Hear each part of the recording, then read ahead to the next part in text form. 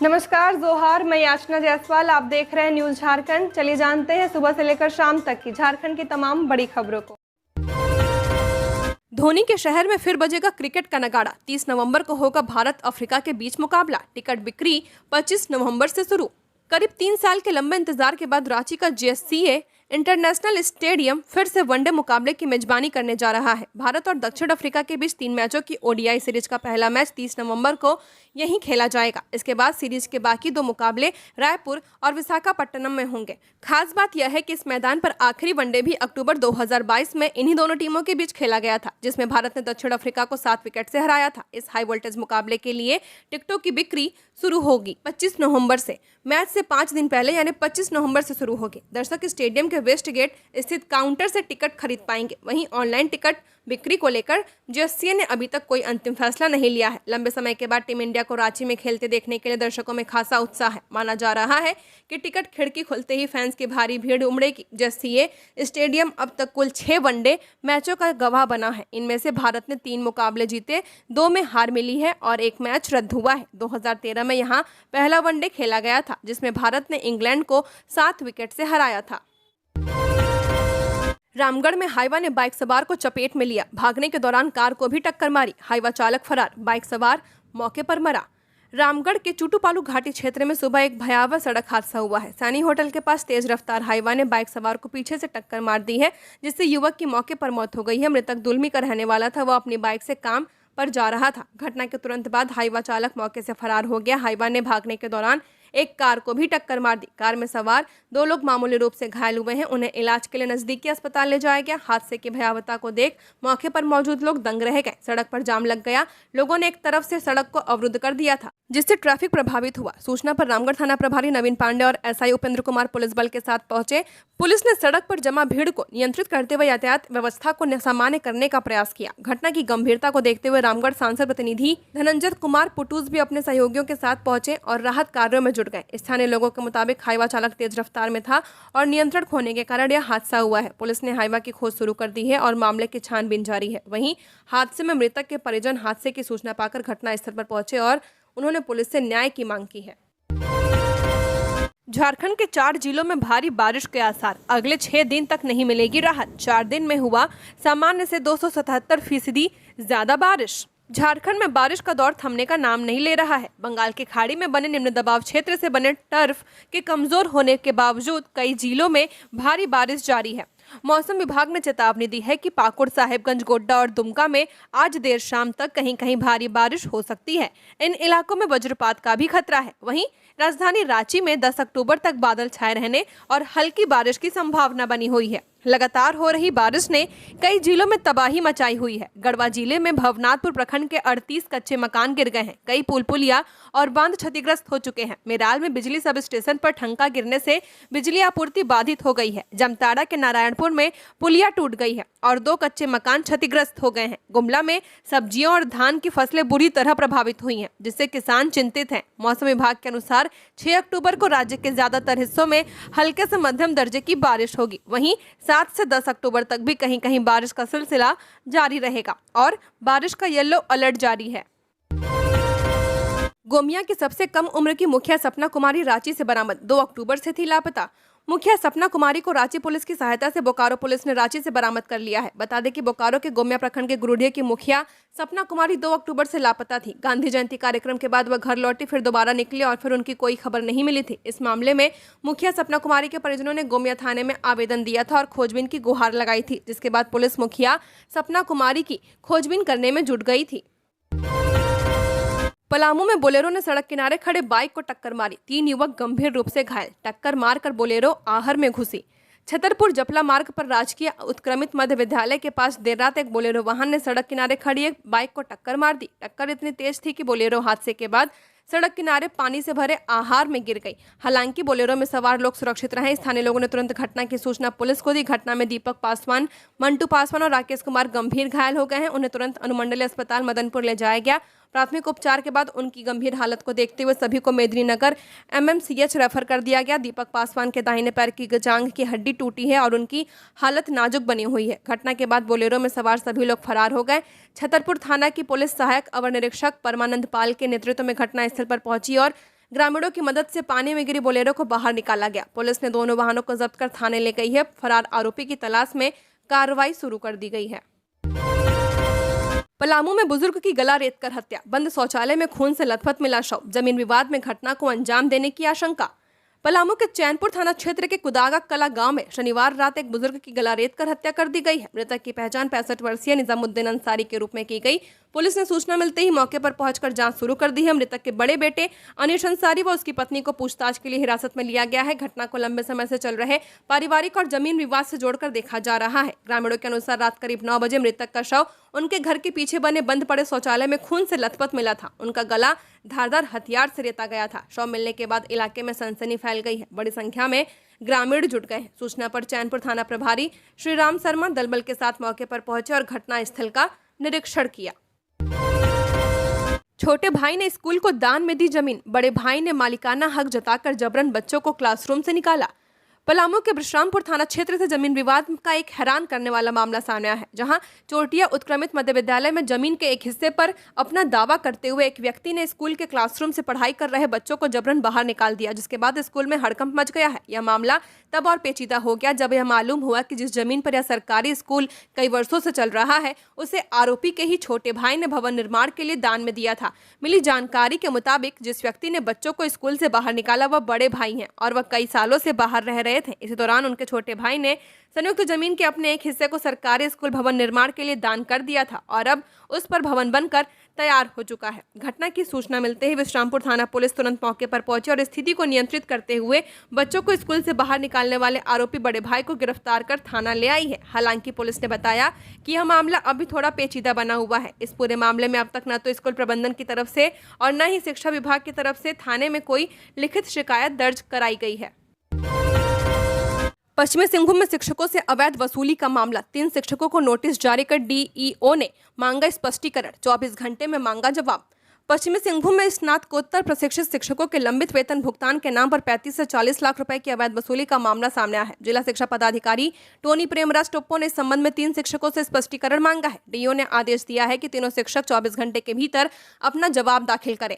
जिन शिक्षकों से स्पष्टीकरण मांगा गया है उनमें मारवाड़ी +2 उच्च विद्यालय चक्रधरपुर के राकेश कुमार महतो, +2 उच्च विद्यालय राजनंदपुर से SOE स्कॉट +2 उच्च विद्यालय चाईबासा में प्रतिनियुक्त अलोका पूर्ति और प्रोजेक्ट +2 उच्च विद्यालय झिलरुआ गोइलकेरा से +2 उच्च विद्यालय खुंटी में प्रतिनियुक्त नीलिमा मुक्ता पूर्ति शामिल हैं। ये सभी स्नातकोत्तर प्रशिक्षित शिक्षक हैं। विभाग द्वारा जारी पत्र में कहा गया है कि इन शिक्षकों पर स्नातकोत्तर प्रशिक्षित शिक्षकों के बकाया लंबित वेतन भुगतान कराने के नाम पर अवैध वसूली करने का आरोप है।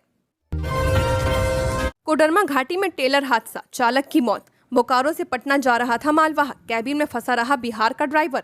कोडरमा थाना क्षेत्र अंतर्गत रांची पटना मुख्य मार्ग पर कोडरमा घाटी स्थित जमशोती नाला के समीप रविवार रात बड़ा हादसा हो गया। बोकारो से छड़ लदा एक टेलर अचानक अनियंत्रित होकर पलट गया है। इस हादसे में 27 वर्षीय टेलर चालक राकेश महतो की घटनास्थल पर मौत हो गई है। मृतक बिहार के समस्तीपुर अंतर्गत मोहदी नगर का रहने वाला था। दुर्घटना के बाद इलाके में अफरा तफरी का माहौल बन गया।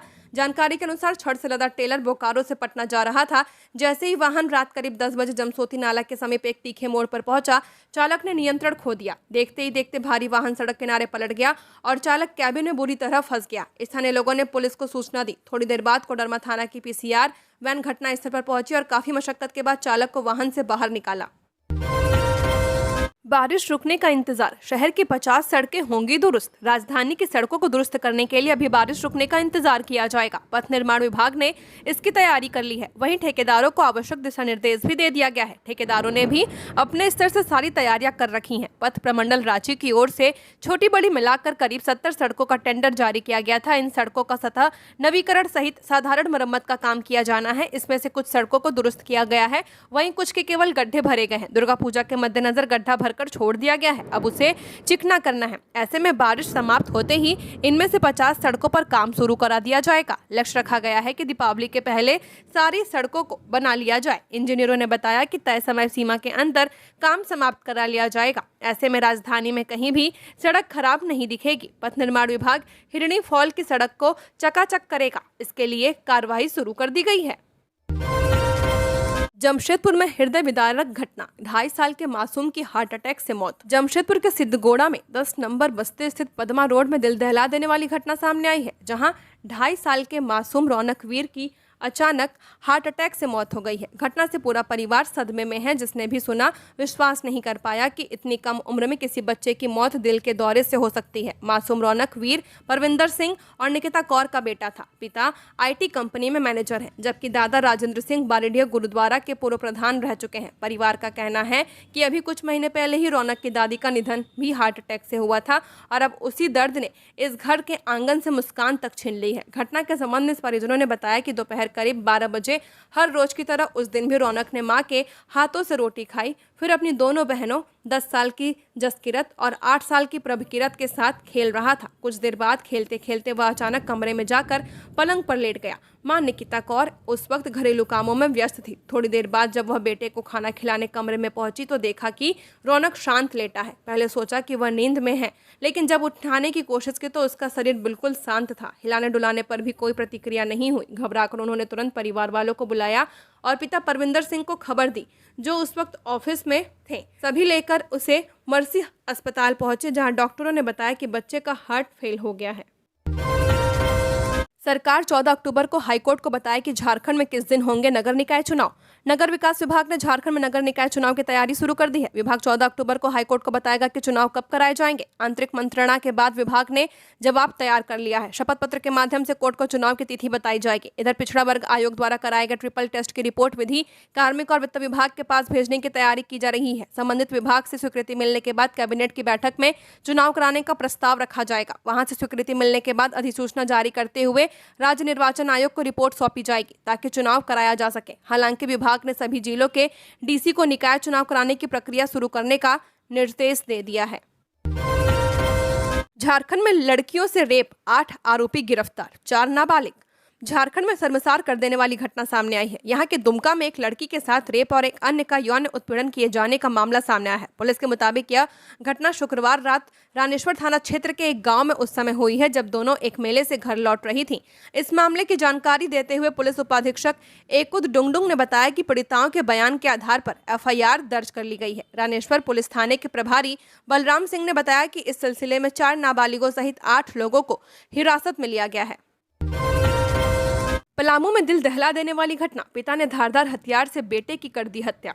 पलामू के पांकी थाना क्षेत्र के रतनपुर में एक दिल दहला देने वाली घटना सामने आई है, जहां सूरज ठाकुर नामक एक युवक की धारदार हथियार से गला काटकर हत्या कर दी गई है। आशंका जताई जा रही है कि इस अपराध को अंजाम देने वाला कोई और नहीं बल्कि मृतक का पिता अमित ठाकुर है, जो घटना के बाद मौके से फरार हो गया है। मिली जानकारी के अनुसार पिता अमित ठाकुर की पत्नी 1 वर्ष पूर्व गुमशुदा हो गई थी, जिसके बाद से ही उनकी मानसिक स्थिति बिगड़ गई थी। वहीं मृतक सूरज ठाकुर और उसके पिता अमित ठाकुर दोनों मिलकर कर्पूरी ठाकुर चौक स्थित संदीप चौरसिया कॉम्प्लेक्स के ऊपर के तल्ले पर एक सैलून चलाते थे। जांच में यह बात सामने आई कि पिता पुत्र के बीच कोई विवाद हुआ था, जिसके बाद अमित ठाकुर ने आवेश में आकर अपने बेटे की हत्या कर दी।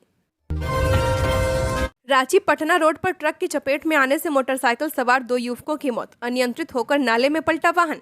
रांची पटना रोड NH 20 पर होली फैमिली हॉस्पिटल के पास ट्रक की चपेट में आने से एक बाइक सवार युवक की मौके पर मौत हो गई है, जबकि दूसरे युवक ने सदर अस्पताल में इलाज के दौरान दम तोड़ दिया है। जानकारी के अनुसार शनिवार शाम एक ट्रक कोडरमा से झुमरी तलैया की ओर जा रहा था, जबकि विपरीत दिशा से एक मोटरसाइकिल पर सवार 2 युवक कोडरमा की ओर जा रहे थे। इस दौरान होली फैमिली हॉस्पिटल के पास ट्रक ने बाइक सवार को अपनी चपेट में ले लिया, जिससे बाइक पर बैठे सतगावा निवासी प्रवीण कुमार की घटना स्थल पर मौत हो गई, जबकि बाइक चला रहे अरविंद कुमार को गंभीर अवस्था में सदर अस्पताल पहुंचाया गया है, जहां इलाज के क्रम में उसकी भी मौत हो गई है। बता दें कि बाइक चला रहे युवक ने हेलमेट पहन रखी थी, इसलिए उसके सिर में ज्यादा चोटें नहीं आई, लेकिन शरीर के अन्य हिस्सों में गंभीर चोट के कारण इलाज के क्रम में उसकी मौत हो गई है। इधर घटना को अंजाम देने के बाद ट्रक अनियंत्रित होकर सड़क के किनारे नाले में जा गिरी। ट्रक का चालक और उपचालक मौका देकर घटनास्थल से फरार हो गए हैं। हादसे के बाद पुलिस मौके पर पहुंची और शव को पोस्टमार्टम के लिए सदर अस्पताल भिजवाया गया। पुलिस ने घटना की सूचना मृतक के परिजनों को दे दी है। छठ महापर्व की तैयारियां शुरू, लेकिन दयनीय छठ घाटों ने बढ़ाई व्रतियों की चिंता। दशहरा पर्व के समापन के साथ ही अब लोक आस्था का महापर्व छठ की तैयारियां शुरू हो चुकी हैं। इस वर्ष छठ पर्व 25 अक्टूबर से नहाय खाए के साथ प्रारंभ होगा। 26 अक्टूबर को खरना, 27 अक्टूबर को अस्ताचलगामी सूर्य को अर्घ्य और 28 अक्टूबर को उदयगामी सूर्य को अर्घ्य देने के साथ यह पर्व संपन्न होगा। व्रतियों ने दशहरा की समाप्ति के साथ ही तैयारियां आरंभ कर दी हैं, लेकिन जिले भर के छठ घाटों की दयनीय स्थिति ने श्रद्धालुओं के माथे पर चिंता की लकीरें खींच दी हैं। इस वर्ष जिले में हुई भारी बारिश के कारण शहर सहित सभी प्रखंडों के तालाब और नदी घाट पानी से लबालब हैं। तालाबों में अत्यधिक पानी जमा होने से व्रतियों को नहाए खाए और अर्घ्य देने के दौरान गहरे पानी में उतरना पड़ेगा। इससे दुर्घटना की आशंका भी बनी हुई है। कई व्रती अब से ही चिंतित हैं कि पूजा के समय सुरक्षित तरीके से अर्घ्य अर्पण कैसे करेंगे। खुंटी शहर के राजा तालाब, साहू तालाब, चौधरी तालाब, तजना नदी, मुरहू अड़की का नाडदा नदी घाट, रनिया का 5 भैया तालाब और तोरपा की छाता नदी घाट में हर वर्ष बड़ी संख्या में श्रद्धालु भगवान भास्कर और छठी मैया को अर्घ्य अर्पित करते हैं, लेकिन इस बार ज्यादातर घाटों की स्थिति बेहद खराब हो चुकी है। सिमडेगा के बाघचंडी मंदिर में तोड़फोड़, साजिश का पता करने में जुटी पुलिस।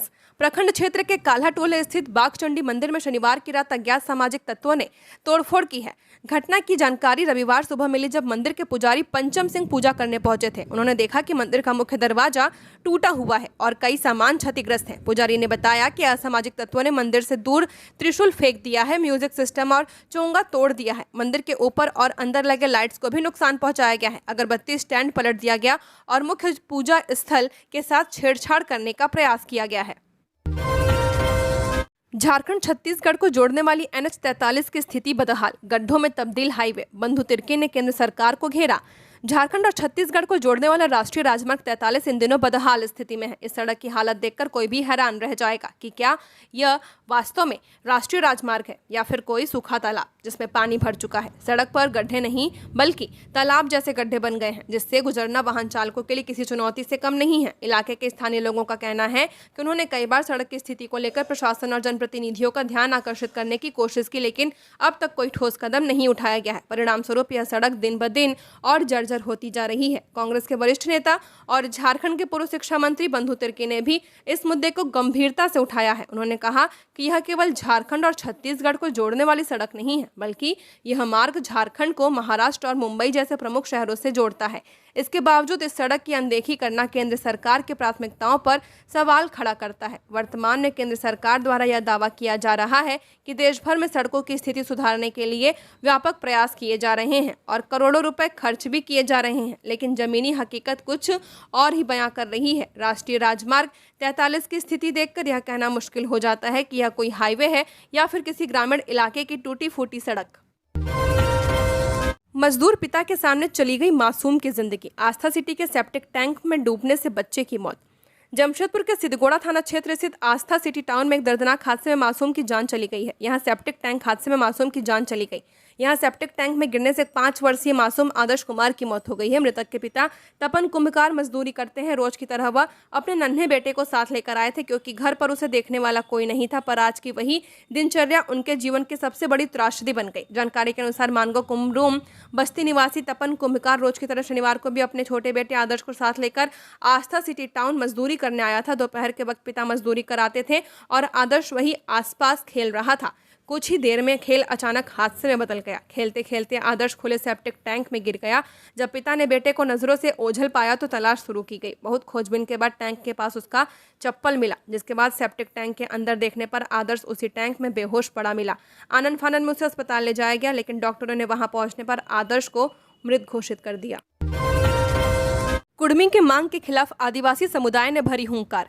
कुड़मी समुदाय को एसटी सूची में शामिल करने की मांग के विरोध में आदिवासी समाज ने ईचागढ़ प्रखंड कार्यालय के समक्ष जोरदार प्रदर्शन किया है। शनिवार को प्रदर्शन के दौरान आदिवासी समुदाय ने एक सुर में कहा कि कुड़मी को आदिवासी में शामिल होने नहीं देंगे। संयुक्त आदिवासी सामाजिक संगठन के बैनर तले आदिवासी समुदाय ने गोरांग कोचा स्थित पारगाना कार्यालय से ईचागढ़ प्रखंड कार्यालय तक पैदल रैली निकाली तथा ईचागढ़ प्रखंड कार्यालय के समक्ष हुंकार भरी है। आदिवासी समुदाय ने वीडियो के माध्यम से महामहिम राष्ट्रपति को ज्ञापन सौंपा है। ज्ञापन में कुड़मी समुदाय को अनुसूचित जनजाति सूची में किसी भी हाल में शामिल नहीं करने की मांग की है। संबोधित करते हुए मानिक सिंह सरदार ने कहा कि कुड़मी समुदाय की मांग आदिवासी अधिकारों पर खतरा है। इतिहास, भाषा, संस्कृति और परंपरा में कुड़मी समुदाय मूल आदिवासी समुदायों से अलग रहा है। उन्होंने कहा कि कुड़मी समुदाय अपनी मांगों को संवैधानिक तरीके से रखे, परंतु वे आदिवासियों को नीचा दिखाने का काम न करें। रेल टेका कर बेवजह जनमानस को परेशान किया जा रहा है। इस मौके पर श्यामल मार्डी, शिलूट सरना टूडू, मानिक सिंह सरदार,